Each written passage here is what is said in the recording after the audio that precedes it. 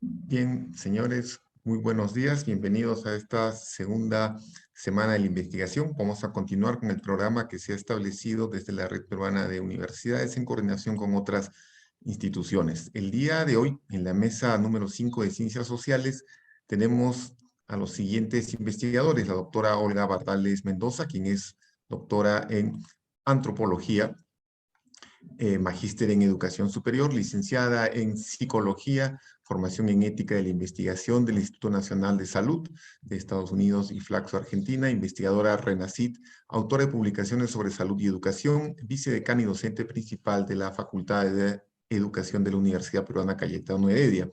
Asimismo, también nos acompaña la doctora Linda Núñez Inga, quien es doctora en Psicología Educacional Editorial, calificada como investigadora RENACIT, experiencia como docente de la Universidad Nacional del Centro del Perú.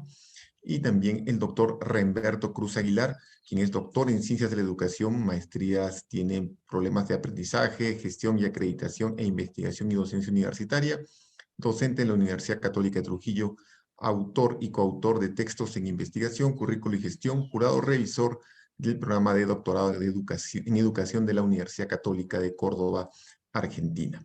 Cada uno de los ponentes tiene un promedio de 15 minutos para realizar la exposición de su investigación y posteriormente daremos pase a las preguntas del público asistente. Como primera expositora tenemos a la doctora Olga Bardales Mendoza, quien precisamente va a exponer su investigación, convivencia y carga doméstica desde la perspectiva de género durante la pandemia por COVID-19.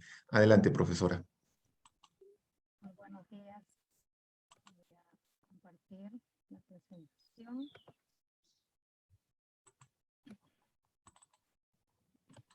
Bueno, muy buenos días, gracias por la invitación. El día de hoy voy a compartir los resultados de un estudio que se realizó en el año 2020, en plena época de la cuarentena, la pandemia por el COVID, y justamente lo que voy a exponer son los resultados de este estudio que se le ha denominado convivencia y carga doméstica desde la perspectiva de género durante la pandemia por el COVID-19. En primer lugar, es importante que podamos contextualizar, ¿no? Lo que ha sido a partir de marzo del 2020, en donde a través de un decreto supremo se declara emergencia sanitaria nacional por el COVID-19.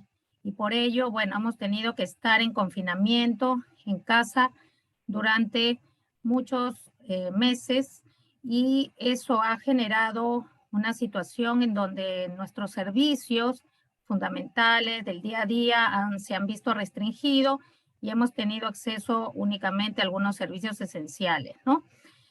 Asimismo, algo que relevar es que las instituciones educativas fueron cerradas, tanto instituciones de educación básica regular como también las instituciones de educación superior, confinándonos entonces hasta la fecha en muchas de las instituciones a un trabajo remoto, a distancia y virtual. Por lo tanto, entender también que los derechos estuvieron restringidos y bueno, allí es importante plantearnos una pregunta, como es cómo impactó este estado de emergencia por la pandemia en la convivencia y carga de los dependientes. Es importante cuando hablamos entonces del enfoque de género poder tener en cuenta que en nuestro país las políticas de igualdad de género son fundamentales, son importantes, puesto que la idea es que estas políticas se puedan implementar para disminuir las brechas de género, la inequidad, la no igualdad de derechos entre hombres y mujeres. Y por ello también es importante mencionar al ente rector como es el MIP en el Perú. Por tanto, mirar la pandemia, mirar la convivencia desde el enfoque de género, nos obliga a revisar algunos marcos que son muy importantes, como por ejemplo las relaciones y las jerarquías de género en la sociedad. Jerarquías que están legitimadas por un lenguaje. Todo lo que mencionamos tiene una construcción social de género, ¿no? Y también señalar que la reproducción social y la representación de los sujetos en la sociedad como hombres, como mujeres y las relaciones que tienen ambos, definitivamente se construye en nuestra sociedad. Por ello, es importante entender que cuando hablamos del enfoque, cuando hablamos de género, estamos significando, obviamente, varios conceptos culturales del cuerpo, del ser hombre, del ser mujer, y cómo cada uno de estos sexos debe comportarse, debe performar en una sociedad, ¿no? Y por tanto, también es fundamental, bajo el enfoque, la teoría de género, pensar en esta división sexual del trabajo, ¿no? Entonces, esta división que aparece en algún momento como si fuera algo ya antigua, tradicional, pero que en esta pandemia nos ha mostrado que todavía continuamos de alguna manera visibilizando esta división del trabajo a través de lo que es el género, ¿no? Entonces allí vemos cómo a las mujeres se les atribuye unos roles, ¿no? En cuanto a su sexo y a los hombres otros roles. Entonces, este es un poco el marco del estudio que nosotros hemos realizado. Bueno, algunos antecedentes en el Perú, señalar que, bueno, tenemos una encuesta del promedio nacional de horas a la semana que dedican hombres y mujeres al trabajo doméstico. Esta es una encuesta nacional del uso del tiempo que la hizo el INEI, y podemos apreciar, obviamente, que las mujeres son aquellas que dedican en cualquier época, ¿no? del año, dedican un mayor actividad al cuidado de los dependientes y a las actividades del hogar. Asimismo, esto implica a través de la ENDES que hay una encuesta que menciona que las mujeres son víctimas de violencia y de discriminación en más del 50% alguna vez en su vida por parte de su pareja. Nosotros hicimos un estudio justamente en los meses de julio y septiembre del 2020, fue un diseño descriptivo y fue básicamente en el periodo saliendo de la, si se quiere, cuarentena nacional y entrando a la que le llamamos la focalizada. La muestra fue una muestra incidental, más de 1,000 personas, peruanos y peruanas mayores de 18 años que pudieron contestar una encuesta a través de la virtualidad en un cuestionario estructurado del Google Form, ¿no? Esta fue una investigación aprobada por el Comité de Ética de la Universidad Peruana Cayetano Heredia. La característica de las muestras, bueno, tuvimos de cada 10 participantes, 6 fueron mujeres y 3 fueron hombres. Y también en cuanto a la edad, tenemos una edad promedio de 37.4 años, siendo el grupo más frecuente el grupo de hombres y mujeres peruanos de 26 a 45 años. Bueno, en cuanto a los resultados, los primeros resultados en cuanto a la convivencia, preguntamos con quién vivió en ese periodo. Bueno, generalmente se ha vivido las personas en un promedio de entre 3, 4 y 5 personas que convivieron en el momento de la cuarentena. Asimismo, nos refirieron que por cada 10 personas encuestadas, 6 refirieron convivir con alguna persona que requirió de cuidados por su salud, por su edad o por su situación de discapacidad, mientras que 4 no fue esa condición. Eso es importante porque nos marca un punto inicial de ver qué tanto fue la carga doméstica del cuidado.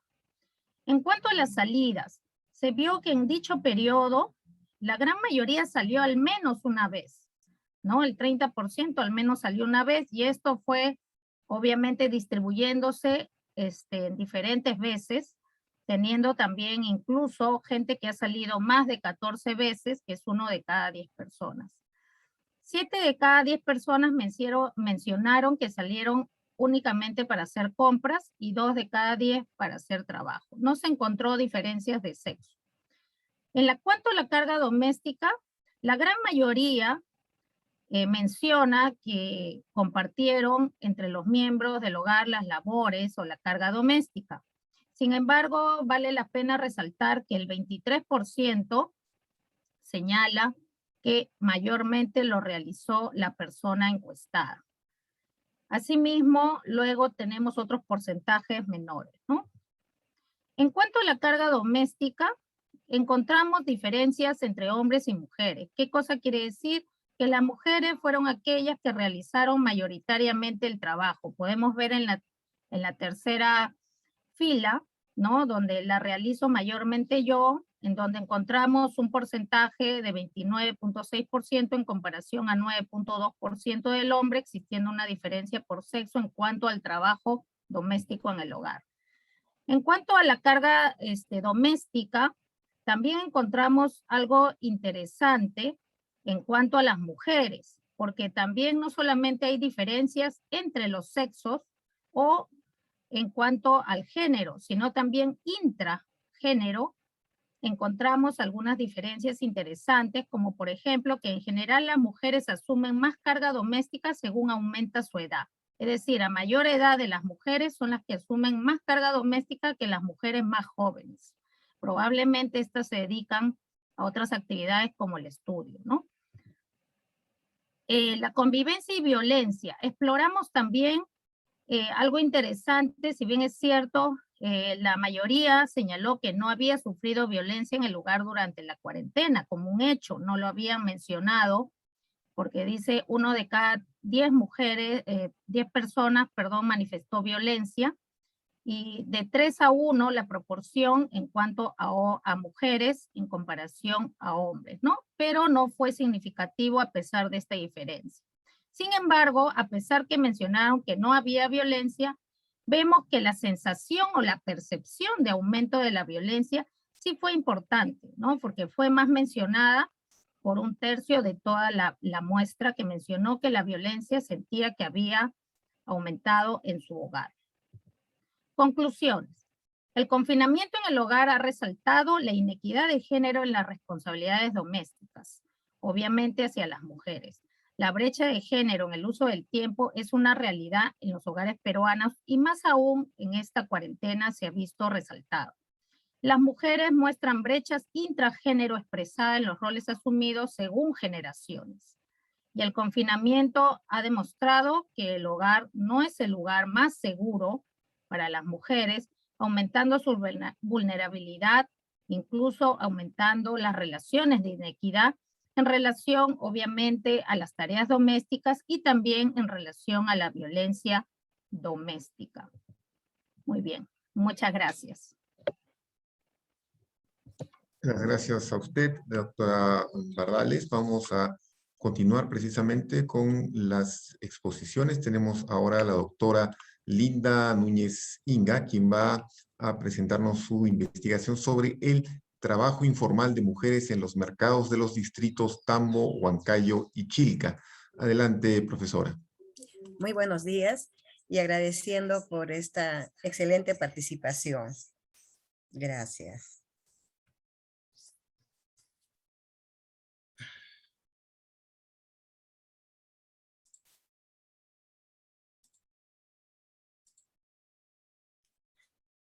El trabajo informal de mujeres en los mercados de los distritos Tambo, Huancayo y Chilca en la provincia de Huancayo ha sido motivo de gran interés por mi persona de poder investigar qué es lo que estaba pasando en esos momentos, el año 2019, con estas mujeres que trabajaban informalmente en estos 3 mercados. Pero partimos de lo siguiente. Actualmente persiste la violencia de género en todas sus manifestaciones, más en nuestros países subdesarrollados o en vías de desarrollo, como quisiéramos llamarlo, ¿no? Entonces, bajo esta mirada, ¿no? Podemos ver la discriminación que existe y que se da de manera... Un ratito, por favor. Ya. Esta discriminación que se da pues dentro de nuestra sociedad, esto es un constructo sociocultural machista que se manifiesta y que se ha manifestado y bueno, se está trabajando en esto, ¿no? Gracias a Dios que en estos momentos hay gran aceptación por parte de muchas familias, digamos, aceptar ya que la mujer salga a trabajar, que se le dé esa oportunidad, ¿no? Entonces, esta situación, digamos, machista, que se ha estado dando dentro de nuestra sociedad, y especialmente en estas mujeres, ha obligado para que ellas salgan, pues, a optar otra forma de buscar un ingreso económico, ¿no? Entonces, en la búsqueda de ese ingreso económico, pasan a ser parte de esta informalidad. Mujeres vendedoras ambulantes, ¿no? Entonces, ellas pues se dedican a la venta de productos de poca cuantía. En algunos casos son jornaleras, temporales, porque en el área rural, en las épocas de cosechas, las necesitan a estas señoras. Y también, ¿no? Podemos decir por el otro lado de que estas señoras pues han visto esta vía, este camino para buscar esa sobrevivencia y también ser, digamos, soporte para la economía de su familia, pese a toda la discriminación que han venido pasando estas mujeres. Se ha encontrado un alto porcentaje de mujeres que están ubicadas en estos tres mercados. Y este derecho de ser informal ha contribuido pues que sus derechos como personas que sean vulnerables en el plano de integridad física, de salud, inclusive en cuanto a lo que viene a ser su jubilación y otros, ¿no? En los procesos económicos se puede decir han sido críticos, tenemos que reconocer nosotros, ¿no? Que durante muchos gobiernos que han pasado, ¿no? No le han puesto la importancia, digamos, en el trabajo formal. Entonces, partiendo de eso, vemos que este comercio informal se ha ido elevando cada vez más y más, se ha ido incrementando, ¿no? Y al incrementarse, pues, este comercio informal no da la seguridad física, ya lo hablé, económica, inclusive la vulneración de esos derechos, del maltrato y la violencia que sufre esta mujer, ¿no? Entonces, todo esto ha contribuido pues a que estas mujeres, bajo todo ese proceso, digamos, de agresión por parte de las autoridades que designan la municipalidad, ¿no? Ellas han sido maltratadas y todavía siguen siendo maltratadas, ¿no? Entonces, hay las estrategias para poder mejorar, digamos, esta situación de la informalidad de estas mujeres.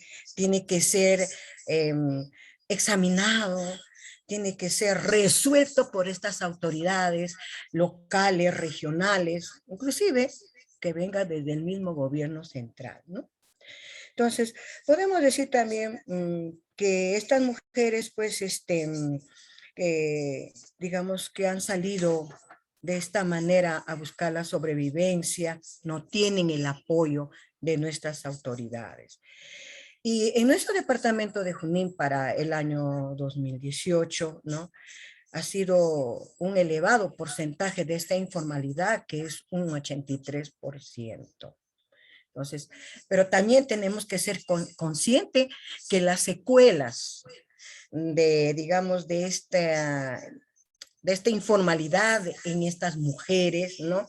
Es pues, digamos, viene desde la crisis económica que ha vivido nuestro Perú desde el año 1980, el año 90, ¿no? Entonces, eso pues ha empujado a la mujer de alguna manera a salir a ese trabajo informal. Tenemos como objetivos dos aspectos importantes. Ese trabajo informal en estos tres distritos de la provincia de Huancayo. La metodología utilizada ha sido de que de 1,200 mujeres, ¿no?, que trabajan en la informalidad, se ha tomado de los tres mercados. En el mercado de la provincia de Huancayo se ha considerado a 400 mujeres. En el Tambo hemos tenido 120 y en el distrito de Chilca 80, ¿no? Hemos utilizado distintas técnicas como es la observación participante, los talleres participativos, las encuestas, la observación directa y bueno, otras investigaciones de fuente secundaria que nos ha dado mayor argumento para plantear pues esta investigación. Aquí podemos ver un cuadro sobre la agresión que sufren estas mujeres. La edad de estas mujeres están entre 41 y 60 años de edad, ¿no? Entonces, es una adultez media y una adultez mayor. Ellas han sido, digamos, objeto de agresión por parte de estos, digamos, personas de seguridad que trabajan para la municipalidad y muchas veces pues ellas hasta pierden sus productos porque ellos se los quitan, ¿no? Y bueno, eso es lo que van sufriendo este tipo de mujeres, ¿no? Que están expuestas a todo esto. También aquí vemos cuáles son esos riesgos de inseguridad que sufren estas mujeres, ¿no? Por parte de estos señores que trabajan para la municipalidad, las desalojan y pues se apropian de esas mercaderías, ya lo mencionaba, se los llevan, pierden su pequeño capital que ellas tienen. Hay una inseguridad en la venta. Por un lado, la agresión que sufren por parte de estos señores, pero por otro lado también hay fechas, hay temporadas en que estas mujeres pues venden y también no venden sus productos. Mayormente en las épocas de invierno, lamentablemente, las ventas totalmente bajan, ¿no? Eso es por el aspecto climatológico. Y cuando pierden sus mercaderías, pues esto es una limitante que muchas mujeres manifiestan que tienen que dejar por cierta temporada, dejar de salir al trabajo informal. Ahora, cuando se les ha preguntado sobre qué pasa cuando ellas están delicadas de salud, cuando tienen algún problema que les aqueja, ¿no? Al aspecto biológico. Ellas, bueno, manifiestan, ¿no? De que algunas asisten pues a salud, que es un número reducido, porque tienen, digamos, le genera esa atención por parte del esposo. Otras asisten al hospital, a la atención del CIS, que es gratuito. Pero también tenemos nosotros aquí un porcentaje de 32% que hacen uso de esa medicina naturista, tradicional, digamos, el tratamiento de su salud a través de las hierbas, a través de algunos animales, pero es parte de su idiosincrasia, de la creencia que ellos tienen, ¿no? Entonces, en esto podemos decir como discusión, ¿no?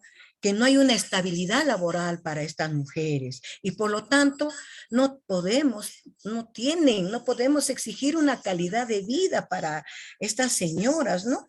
Inclusive empezando desde el ingreso económico que ellas tienen, pero de todas maneras hay que recordar que son tan valientes que miren, enfrenta todos estos desafíos, ¿no? Con la única finalidad de buscar esa sobrevivencia para su familia y que esto es muy reconocido, muy loable en estas mujeres, a pesar de que ellas atraviesan pues y tienen que enfrentar esos factores sociales de discriminación por esos agentes municipales de maltrato que se le da. Y también se puede decir de que en cuanto a lo que es el constructo sociocultural, ¿no? El constructo sociocultural machista todavía, ya lo dije inicialmente, persiste, pero estamos trabajando en ello, ¿no? Aparte de, digamos, ese machismo tan fuerte impregnado dentro de nuestra sociedad por siglos y siglos, pero con una visión de futuro, se diría de que esto a un nuevo amanecer, a un nuevo mañana, a estas mujeres informales se les reconozcan como tal y que tengan esa oportunidad de tener un puesto seguro, ¿no? Para que puedan ganarse la vida con mucha dignidad, ¿no? Sin ser maltratadas y que tengan ellas, pues, digamos, esa seguridad laboral, que eso es muy importante y que esto debe estar contemplado dentro de la legislación. Entonces, podemos decir lo siguiente, la economía pues de estas mujeres informales, una propuesta y una estrategia es de organizarlas a ellas, ¿no? Y organizándolas podemos nosotros, digamos, lograr el bienestar, no solamente económico, social, ¿no? Sino también un bienestar para toda su familia si lo ubicamos en un lugar, en un espacio seguro. Entonces, eso es muy importante. Yo había planteado en aquel entonces una propuesta era a la municipalidad formalizar a todas estas mujeres, ponerles en un lugar seguro, ¿no? Entonces, es un proyecto que se presentó, pero todavía no se ha tenido respuesta alguna al respecto. Y bueno, lo otro que podríamos decir también de que logrando digamos, la formalidad de estas mujeres, ¿no? Tendríamos algo muy favorable para todos, no solamente todas las mujeres, sino también hablando ya de género, ¿no? Una protección de su salud, tendríamos una economía generada mucho más segura, porque cuando, digamos, estas mujeres informales manifiestan que hay temporadas, por ejemplo, en épocas de lluvia, no venden nada, entonces son épocas muy difíciles que las pasan ellas, ¿no? Y quiero terminar con este siguiente mensaje muy importante, ¿no? Que dice de Simone de Beauvoir, dice, mediante el trabajo ha sido como la mujer ha podido franquear la distancia que la separa del hombre. El trabajo es lo único que puede garantizarle una libertad completa. Efectivamente, los niveles de educación se tienen que ir mejorando en la mujer, ¿no? Ya basta de discriminación, basta de marginación, basta de segregación hacia la mujer, ¿no? Cómo nos va mirando ese constructo sociocultural y las oportunidades de educación para todos, como dice, y esto va a ser el punto de partida para mejorar el bienestar y la situación familiar, ¿no? Dentro de nuestra sociedad. Muy agradecida. A usted, doctora, precisamente por su exposición. Vamos ahora a continuar, pero no sin antes mencionarle a los asistentes que pueden dirigir sus preguntas a los expositores a través de el chat de la sala de exposiciones, de la sala de Zoom. Bien, continuamos ahora. Tenemos precisamente al doctor Remberto Cruz Aguilar, quien va a exponernos su investigación sobre construcción de la investigación, desarrollo e innovación desde la trayectoria de enseñanza y aprendizaje en contextos virtuales en universidades de Trujillo. Adelante, profesor.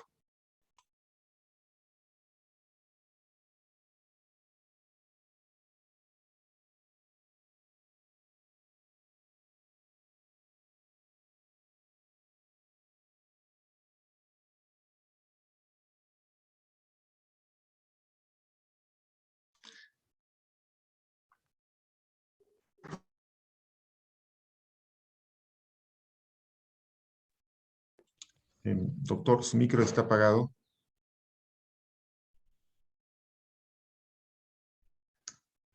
Ya. Muchas gracias, muchas gracias. Saludar a los organizadores, a los presentes en este escenario académico. Y bueno, me corresponde explicar una investigación que se está desarrollando en estos momentos, todavía no concluyo, estamos en proceso, sobre la construcción de la investigación, desarrollo tecnológico de investigación en las universidades de Trujillo a la luz del trabajo de la trayectoria de la enseñanza y aprendizaje de los docentes. O sea, es decir, cómo en este escenario incierto de pandemia, cómo se ha ido desarrollando estos tres aspectos importantes que tiene como eje la universidad, ¿no es cierto?, desde el escenario académico. Muy bien. Luego, Vamos a tener aquí una, digamos, una justificación desde cómo nos estamos mirando nosotros este panorama incierto. Y le hemos querido llamar, lo he llamado yo, de la mochila itinerante hacia la mochila congelada. ¿Qué es lo que pretendo explicar aquí? Miren, digamos el escenario educativo turbulento, que lo denomino así, en este escenario año 2020-2021, encontramos dos aspectos importantes, o cuatro aspectos importantes aquí como problema. Primero, el caos virtual que se generó a partir de esta gran pandemia que generalizó y paralizó al mundo. Entonces, el aspecto educativo, digamos, pues, vino todo un lapso y en el cual encontramos aquí que los agentes educativos, tanto docentes, estudiantes e incluso los padres,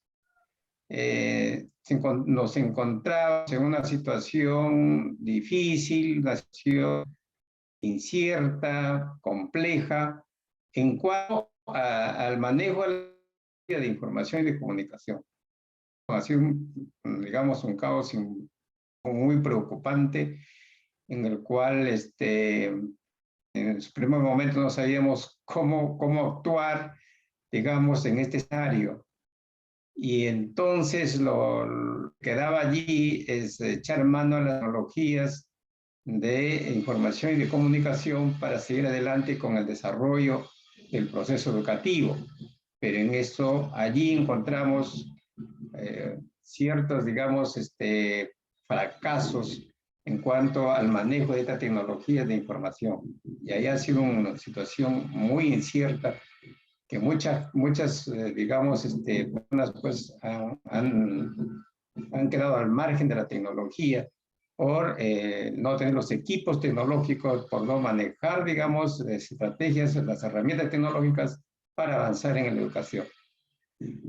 Y por otro lado, una alteración en cuanto ahí al aspecto socioemocional por el confinamiento social que se tuvo de los encierros. Entonces, ¿qué ocurrió con la comunidad, digamos, educativa? En todos los niveles fue confinado.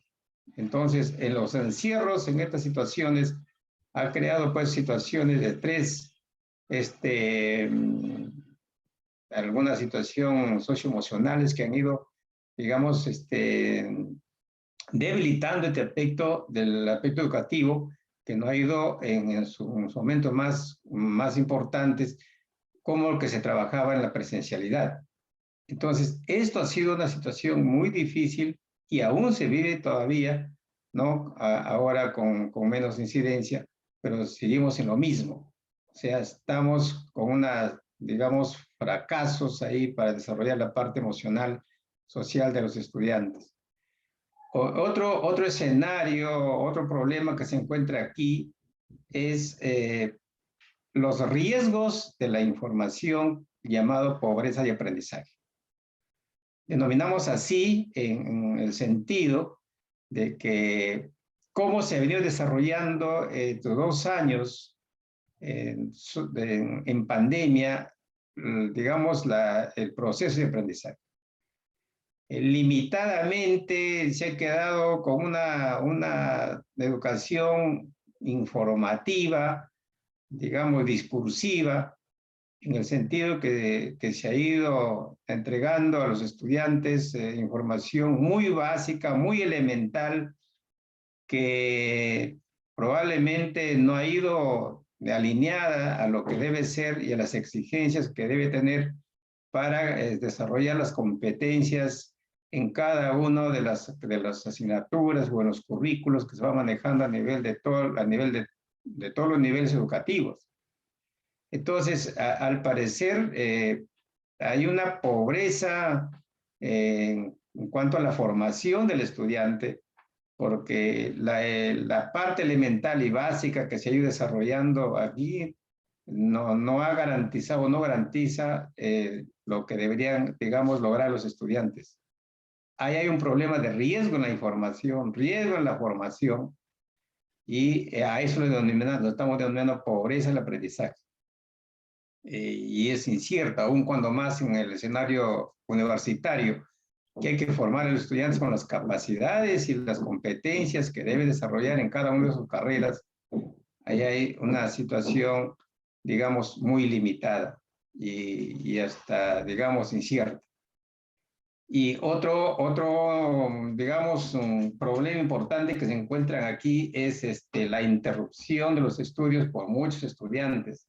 Sabemos que en el 2020 fue, digamos, el colapso total de educación y, digamos, la alteración de todas las actividades productivas, en el cual mucha de la gente en el escenario nacional han tenido que regresar de los pueblos a sus comunidades, y ahí también han ido pues los estudiantes, ¿no? Han retornado a sus comunidades en lugares donde no han tenido pues la facilidad para tener la cobertura para poder continuar con los estudios, y muchos de ellos han sido excluidos de los programas o han sido, digamos, no han continuado, han interrumpido sus estudios, y por lo tanto pues ha sido una situación muy compleja.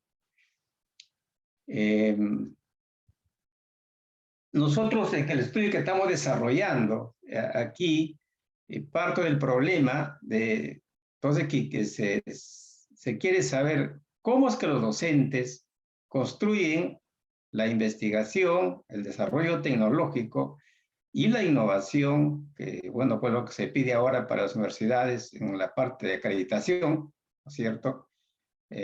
Por lo menos es lo que se está exigiendo como respuesta a la universidad. Entonces, ¿cómo es que estos docentes iban desarrollando o están desarrollando tus asignaturas? Si es que los tres componentes lo están manejando desde su trayectoria de enseñanza con los estudiantes, por lo menos en el escenario de Trujillo, de 4 universidades de Trujillo que se está haciendo el estudio. El propósito de este trabajo es, primero, identificar cuántos, o cómo los profesores están incluyendo dentro de sus programas curriculares los tres componentes, lo que es investigación, desarrollo tecnológico e innovación en sus asignaturas, ¿cierto? Y por el otro lado, necesitamos comprender cómo es que el proceso, digamos, de enseñanza y aprendizaje en este escenario remoto se está tomando como puntos importantes la investigación para el desarrollo, ¿no? Entonces, una investigación mixta que estoy trabajando allí, primero con un cuestionario abierto y complementado con preguntas, con un cuestionario cerrado con preguntas abiertas que nos van a ir, digamos, explicando y para poder entender y comprender cómo los docentes van construyendo estos tres aspectos importantes. En otro sentido, queremos ver así cuál es el rol que le corresponde a la universidad, ¿no? O qué rol cumple la universidad en la sociedad. Y lo estoy denominando la academia al encuentro de la sociedad. O sea, cómo la universidad, a través de la academia, de la formación del profesional, cuánto está vinculando al desarrollo y al encuentro de la sociedad. Y aquí entonces lo que estamos encontrando que la universidad, por lo menos de varios roles que cumple, estoy citando 5, digamos, elementos importantes que la universidad tiene que cumplir como rol. Primero, un rol contestatario, ¿no? En el sentido de que la demanda, la universidad debe responder con respuestas, responder con estrategias para satisfacer las demandas sociales de la comunidad en todos los campos del saber. Decir que la universidad es como institución formadora de profesionales y que estos profesionales, al ponerse en contacto con la sociedad, deben responder, digamos, o dar por lo menos respuestas o soluciones a las demandas sociales de la comunidad. Por otro lado, la universidad con su rol promotora de la adquisición de habilidades y competencias. Es decir, si es que la universidad forma a los profesionales adquiriendo sus habilidades y competencias que le corresponde como perfil de carrera, entonces yo creo que estaríamos dando respuestas a la primera, que es ser contestataria a las demandas sociales.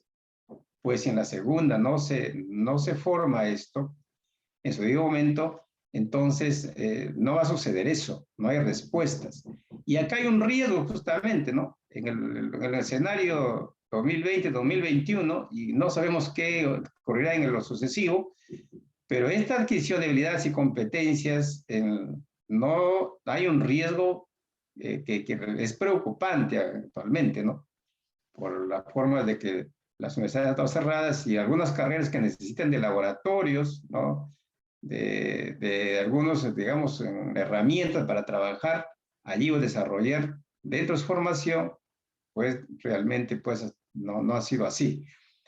Por otro lado, la universidad es misionera de la formación y soporte y palanca de la transformación. No hay forma que entender así de esta manera que el rol de la universidad, entonces, tiene una misión, primero de formar a la persona en todos sus, digamos, lo que le corresponde como profesional y como perfil que le exige. Luego que ya está, digamos, esta persona formada, entonces la universidad con eso se va a convertir, digamos, en una bisagra, una palanca para la transformación. No hay otra forma que pensarlo y tenerlo como visión así. Y es lo que estamos ahora, digamos, pensando, ¿no? En este sentido de la problemática que estamos viviendo en este escenario incierto de pandemia. Entonces, la formación va a ser importante y clave para desarrollar ya más adelante, transformar algunas actividades y dar, digamos, respuestas a la sociedad. Por otro lado, como rol cumple como gestora de cambios sociales en base a la construcción y a la reconstrucción. Es decir, los profesionales que se está planteando aquí o se está formando, digamos, debe tener una visión constructiva y reconstructiva. Es decir, hay unos escenarios que necesitan ahora reconstruir a partir de esta pandemia que ha habido y darle otra mirada, otra transformación, ¿por qué no decirlo? Y eso se logra con lo que es la investigación, la tecnología y la innovación. Para que la parte 5 cumpla este rol también. Entonces, si no hay investigación, si no hay tecnología y no se apuesta por la innovación, entonces no habrá desarrollo. Ahora más que nunca necesitamos de ello para reactivar la economía. Entonces, en otro momento, cuando ya vemos que el rol que cumple la universidad, ahora cuáles van a ser las respuestas o cuál es el camino que se tiene para que la universidad vaya por el camino de la reactivación económica, ¿cierto? Y lo quiero llamar aquí yo de la incertidumbre a las oportunidades. O sea, las incertidumbres que se nos planteó la pandemia, se está planteando la pandemia, de ello para que aprender, para irnos, digamos, a buscar las oportunidades que se nos presentan para la transformación. Entonces, estamos mirando de aquí, desde un momento de que como papel que juega la universidad en la reactivación económica es repotenciar los laboratorios de las carreras, ¿cierto?, para el desarrollo económico. Es decir, las universidades todas tienen sus laboratorios, digamos, tienen las herramientas tecnológicas para la formación de los profesionales. Hay algunas carreras que son más tecnológicas que otras. En el campo de las humanidades, muchas veces no se tienen los laboratorios para ello, ¿no? Por la naturaleza de la carrera. Pero hay carreras profesionales como las ingenierías, digamos que todas las ingenierías tienen sus laboratorios. O sea, a partir de ahí hay que estos laboratorios activarlos, potenciarlos, repotenciarlos, para ahora más que nunca buscar, digamos, el desarrollo tecnológico y llevar al desarrollo económico, ¿no? Por otro lado, pensamos que la universidad también debe crear y montar modelos de bioseguridad que garantice la salud de las personas, la salud de la sociedad en todas las empresas, las organizaciones sociales, la comunidad, desde el hogar incluso. Es importante que también se vaya reactivando ello, ¿no? Y por otro lado, crear convenios, la universidad debe crear convenios interinstitucionales con instituciones privadas para asegurar, digamos, las bolsas de trabajo para los universitarios, sus estudiantes. Es importante eso apoyar porque hay estudiantes con las economías bajas que por esta situación que da y a muchos que se han retirado también de la universidad. Entonces, dar estas oportunidades para poder, digamos, darle continuidad a los estudios. Por otro lado, promover la gestión de proyectos de desarrollo con los gobiernos locales, ¿no es cierto?, regionales y locales, para incorporar aquí a los jóvenes en sus prácticas preprofesionales, que nos va a ir avanzando en este sentido. Y luego vincular las carreras tecnológicas para crear productos, bienes y servicios. Es decir, dentro de las carreras profesionales que tiene la universidad, hay carreras que deben, digamos, apoyar a otras carreras para desarrollar estos y crear algunas tecnologías para crear productos, bienes y servicios. Por otro lado, entendemos la investigación como un proceso indagatorio que va buscando nuevos conocimientos desde el ámbito científico y tecnológico. Si es así, si es que la investigación va por ese camino de crear conocimientos, y estos conocimientos finalmente va a ser, digamos, puestos en práctica en el desarrollo tecnológico que nos lleve a buscar, digamos, nuevos escenarios de mejoras en cuanto a la creación de bienes y materiales y servicios para la comunidad. Y entendiendo la innovación como aquel aspecto que genera cambios, que genera, digamos, nuevas formas de crear productos o bienes o servicios para el desarrollo de la sociedad. Profesor, por favor, sí. Necesitamos que vaya terminando su exposición. El tiempo se ha vencido. Tenemos ya aquí, digamos, 3 preguntas que planteamos. Una era preguntar a los profesores, 16 profesores que toman como muestra, incorporar el proceso de investigación, si es que el profesor incorpora investigación en sus asignaturas que desarrolla, y acá vemos de que no hay, digamos, mucha esperanza. Vemos que el 43.8% no lo hace. Seguido, en la segunda pregunta que se planteó, ¿ha ejecutado o está ejecutando un proceso de desarrollo de algún tipo de tecnologías con los estudiantes? Nos dice que el 56% no lo hace, y entonces preocupación también.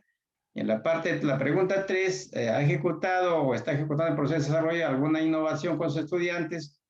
El 46% nos dice que no lo hace. Entonces, concluimos que en investigación, el 48% de docentes no incorpora investigaciones en sus asignaturas, ¿no es cierto?, que va desarrollando por las situaciones de que no hay condiciones que se dan. Por lo tanto, la investigación está inhibida en el proceso de enseñanza-aprendizaje. En el otro caso, en el desarrollo tecnológico, el 56% no realizan algún tipo de tecnologías con los estudiantes.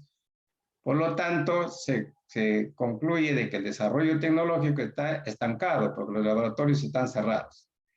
Y finalmente, la innovación, en el caso de la innovación, el 56.3% refiere no a hacer innovaciones, ¿no es cierto?, por la situación de que las condiciones no se dan.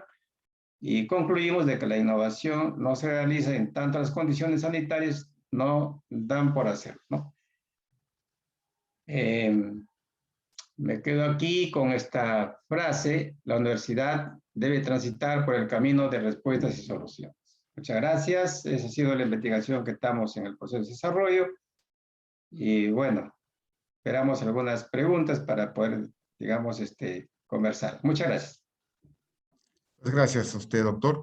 Bien, precisamente vamos a ir ahora a la siguiente etapa de esta mesa, que son las preguntas y aportes, en este caso, de los asistentes. Tenemos una pregunta precisamente que se ha dirigido a la doctora Linda sobre consultarle que como parte de sus conclusiones de su trabajo se entiende una abierta vulneración de derechos de las mujeres en la zona de Huancayo.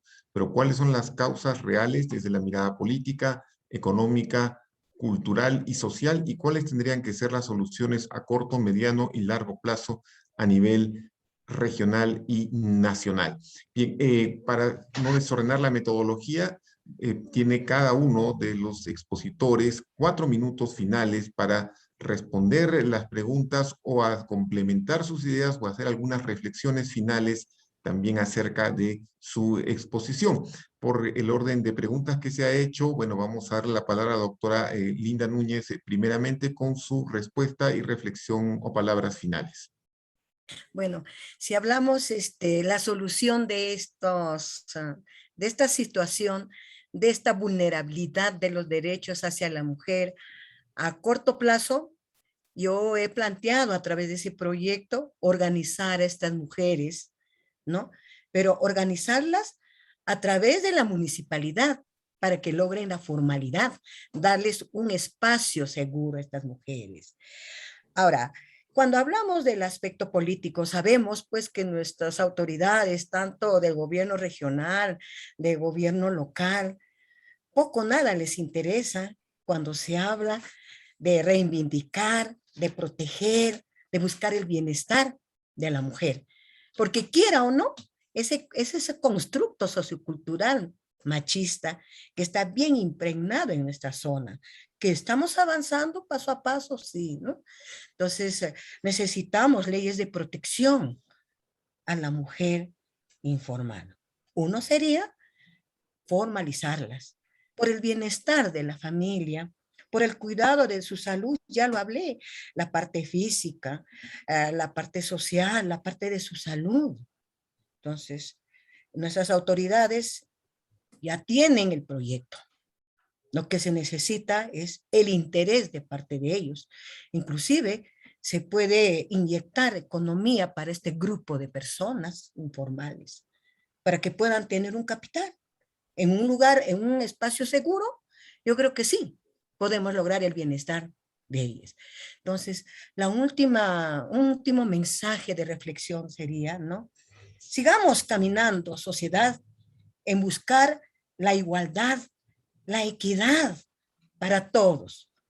Estoy hablando en función de género y el respeto hacia la mujer, y que no nos sigan utilizando, porque las autoridades, discúlpeme, los políticos, utilizan a esta población vulnerable simplemente cuando están en elecciones y para voto. Muy agradecido. A usted, doctora, vamos a ir ahora precisamente con la pregunta dirigida al doctor Cruz. ¿Cuál es la importancia de la investigación formativa en el desarrollo de las asignaturas en el proceso de formación profesional? Doctor Cruz tiene 4 minutos para responder la pregunta, dar algunos alcances adicionales a su exposición y también algunas palabras y reflexiones finales. Muchas gracias. Claro, la pregunta es clave ahí, ¿no? Si la universidad como función es crear conocimiento, entonces no hay otra forma que la investigación formativa es clave para crear el conocimiento a través de la investigación. No hay otra forma para pensar, digamos, en avanzar en la formación del profesional. Yo estoy mirando que a partir de esta pandemia generará, o estamos en otro momento, digamos, de construcción, y es el mismo hecho de que quizás tenemos en una tercera ola del conocimiento, porque a partir de aquí, de la incertidumbre que yo lo planteo, desde la incertidumbre a las oportunidades, entonces la formación en todas las carreras profesionales y específicamente la investigación formativa que coge los primeros ciclos, está orientado a que los docentes y los estudiantes, dentro de sus asignaturas que están llevando, que cada asignatura y digamos con la naturaleza y los contenidos que desarrolla, tiene que estar tributando a la construcción de este conocimiento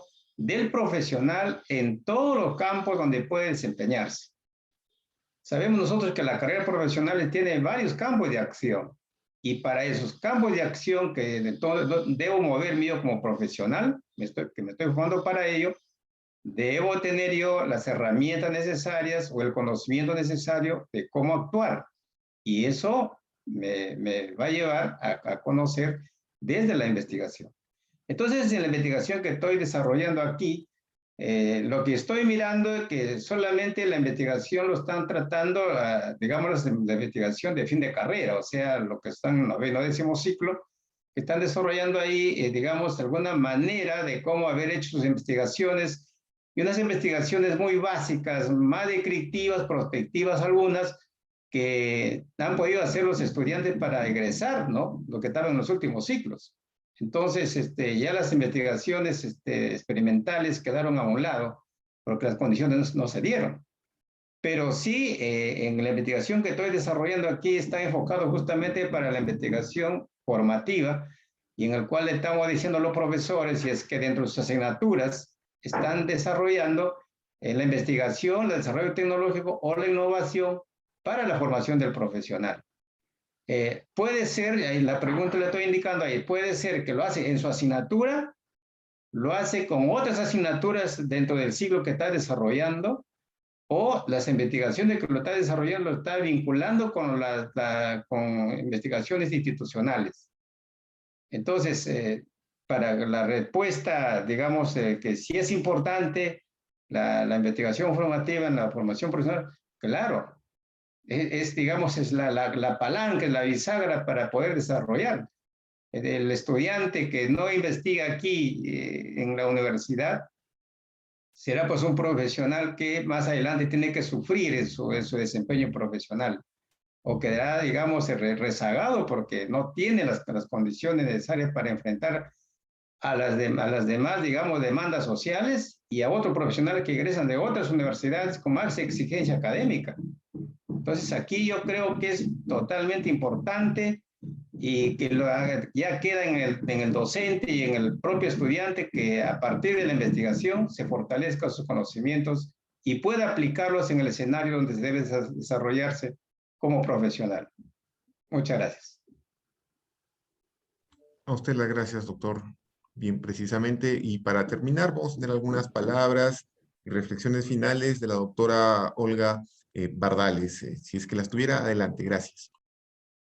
Gracias.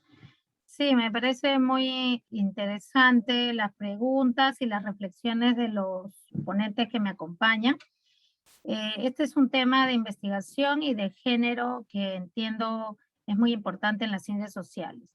Yo quisiera plantear algunos puntos finales y reflexiones que nos llevan a todos a poder formularlas. Primero, que creo que hay que aprovechar este contexto de pandemia, que es un contexto que, si bien es cierto, nos ha generado muchos problemas y penas y tristezas, pero también hay que mirarlo como una oportunidad para cambiar, para mejorar como seres humanos, para evolucionar.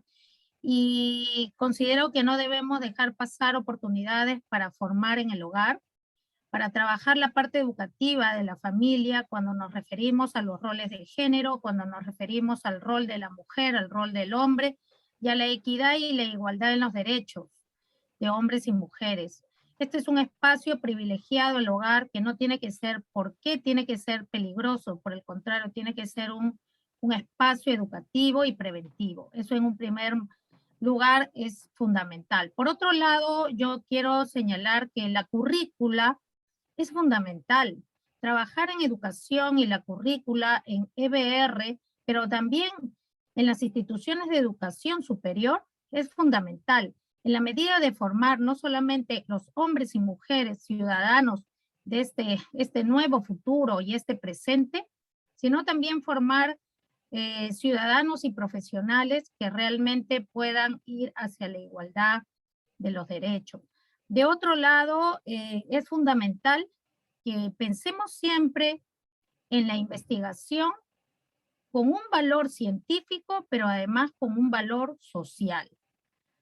La investigación tiene que tener un valor social, no puede hacerse sobre el vacío, tiene que tener un sentido, y ese sentido es fundamental que nosotros enseñemos en las universidades cuáles son esas competencias investigativas que generan no solamente utilidad para la comunidad científica, sino también un valor social, y que los investigadores podamos generar iniciativas como estas y otras que permitan a los tomadores de decisiones, a la gente que está detrás justamente de la parte política, las autoridades, sensibilizarse y conocer la realidad y poder utilizar la ciencia para beneficio de toda la comunidad, por la justicia y por el bien social, en la democratización que debemos trabajar para la ciencia. Entonces, agradezco nuevamente este espacio y también a los colegas que han podido desarrollar sus resultados. Gracias. A usted agradecemos la presencia de nuestros distinguidos expositores el día de hoy, la doctora Olga Bardales, la doctora Linda Núñez y el doctor Remberto Cruz, por sus brillantes exposiciones. También les agradecemos su asistencia a todas las personas que han participado en esta mesa de ciencias sociales de la segunda semana de la investigación organizada por la Red Peruana de Universidades.